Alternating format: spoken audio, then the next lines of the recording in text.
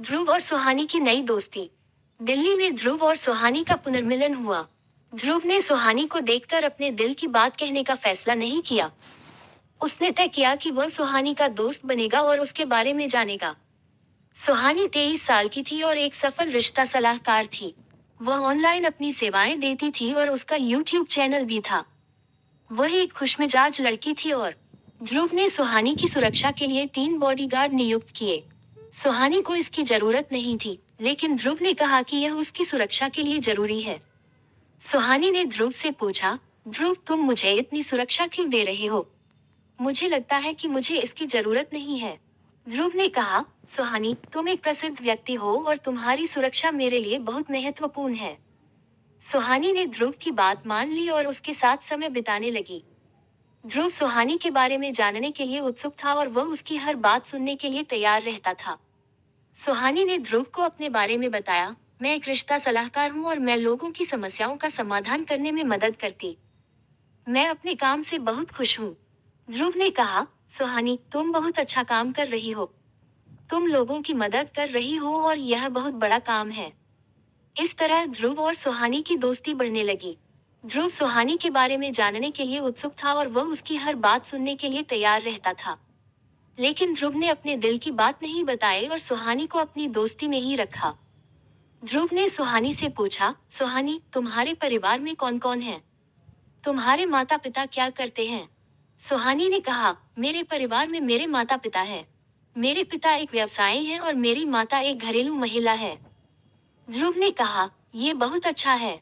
तुम्हारा परिवार बहुत प्यारा है। इस तरह ध्रुव और सुहानी की दोस्ती बढ़ती गई। ध्रुव सुहानी के बारे में जानने के लिए उत्सुक था और वह उसकी हर बात सुनने के लिए तैयार रहता था। लेकिन ध्रुव ने अपने दिल की बात नहीं बताई और सुहानी को अपनी दोस्ती में ही रखा। क्या ध्रुव सुहानी को अपने दिल की बात बताएगा? क्या सुहानी ध्रुव के दिल की बात समझेगी? अध्याय 7, ध्रुव और सुहानी की गहराती दोस्ती। ध्रुव और सुहानी की दोस्ती दिन ब दिन गहराती जा रही थी। सुहानी ने ध्रुव को बताया, मुझे फोटोग्राफी बहुत पसंद है। मैं अपने खाली समय में फोटोग्राफी करती हूँ। ध्रुव ने कहा, ये बहुत अच्छा है।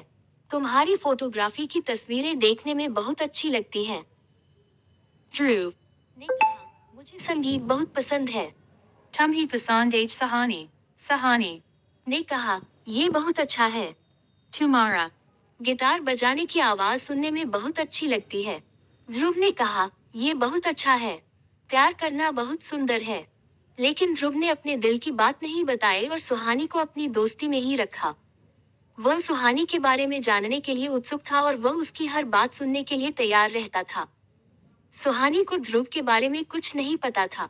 वह सोचती थी कि ध्रुव एक सॉफ्टवेयर इंजीनियर है। ध्रुव ने अपनी असली पहचान छुपा रखी थी। क्या सुहानी ध्रुव की असली पहचान जान पाएगी? क्या ध्रुव सुहानी को अपने दिल की बात बताएगा? ये तो समय ही बताएगा। अध्याय 8, सुहानी की नई योजना। सुहानी और ध्रुव एक दूसरे के साथ बहुत समय बिताने लगे थे। सुहानी ने ध्रुव को अपनी नई योजना के बारे में बताया। सुहानी ने कहा, ध्रुव मैं मुंबई में बसना चाहती हूँ और एक अच्छी नौकरी करना चाहती हूँ। मैं अपने माता पिता को मनाना चाहती हूँ। ध्रुव ने कहा, ये बहुत अच्छा है। तुम्हारी योजना बहुत अच्छी है। तुम्हें मुंबई में नौकरी मिलने में कोई समस्या नहीं होगी। सुहानी ने कहा, मैं 3 लाख रुपए प्रति माह की नौकरी करना चाहती हूँ। मैं अपने माता पिता को ये बताना चाहती हूँ कि मैं अपने पैरों पर खड़ी हो सकती हूँ। ध्रुव ने कहा, ये बहुत अच्छा है। तुम्हारी मेहनत और प्रतिभा के बल पर तुम ये कर सकती हो।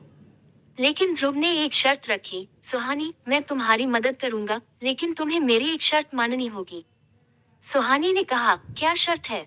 मैं तुम्हारी कोई भी शर्त मान लूंगी। सुहानी को ध्रुव की बात समझ नहीं आई, लेकिन उसने ध्रुव की बात मान ली। सुहानी ने कहा, ठीक है, मैं तुम्हारी शर्त मानती हूँ। इस तरह सुहानी और ध्रुव की दोस्ती में एक नया मोड़ आया। क्या ध्रुव की शर्त सुहानी की जिंदगी को बदल देगी? अध्याय 9, रोहन और निधि की लिव इन रिलेशनशिप। रोहन और निधि ने अपने प्यार को एक नया मोड़ दिया। वे दोनों अब लिव इन रिलेशनशिप में रहने लगे थे। उनकी जिंदगी में प्यार और खुशियों की बहार आ गई थी।